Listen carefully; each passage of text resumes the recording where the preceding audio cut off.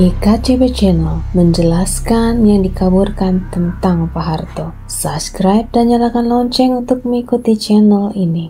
Perlukah Kepres nomor 2 tahun 2022 dibatalkan?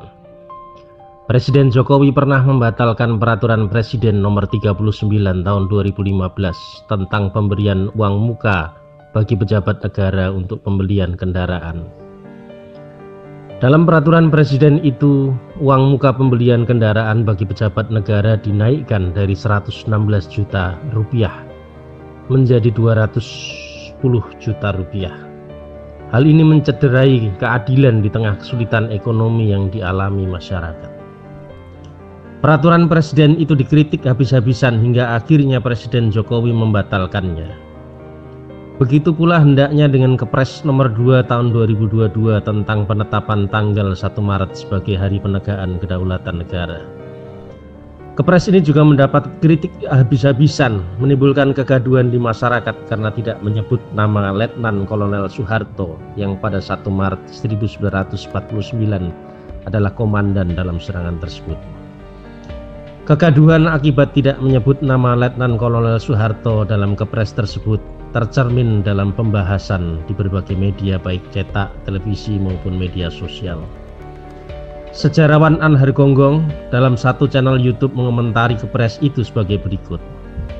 Saya mempunyai dokumen yang saya dapat dari Arsip Nasional, yaitu surat perintah dari Gubernur Militer Kolonel Bambang Sugeng kepada Overste Soeharto yang menyatakan mempersiapkan serangan besar-besaran ke ibu kota Yogyakarta.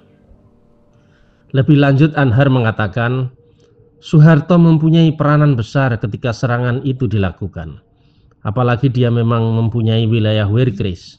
Itu istilah pembagian wilayah oleh Jerman, kemudian diadopsi untuk membagi wilayah perang di Indonesia. Di dalam Wehrkreis, seorang komandan bebas melakukan inisiatif dalam menjalankan tugasnya. Sedangkan Fadlizon yang kini menjadi Menteri Kebudayaan, di akun Twitternya mentweet, saya sudah membaca Kepres nomor 2 tahun 2022 tentang Hari Penegakan Kedaulatan Negara. Sebaiknya Kepres itu segera direvisi. Data sejarah banyak salah.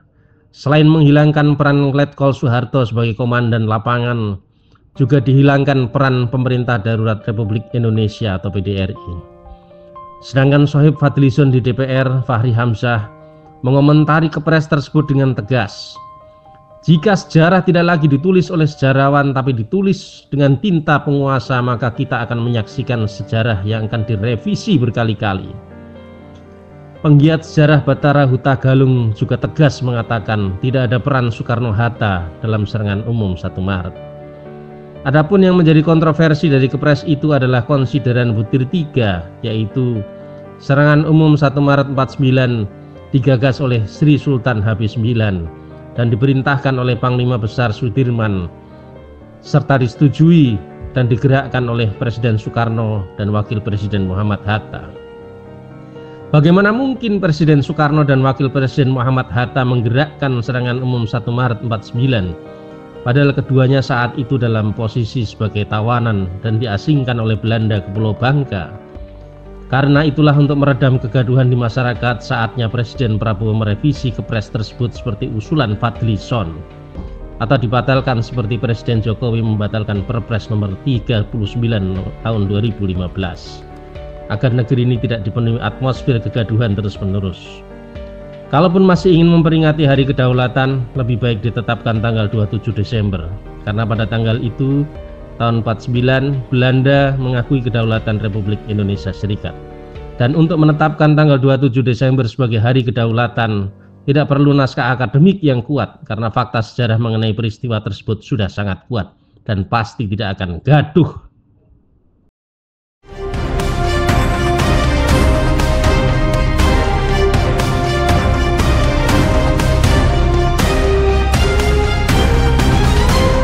YKCB Channel menjelaskan yang dikaburkan tentang Pak Harto. Subscribe dan nyalakan lonceng untuk mengikuti channel ini.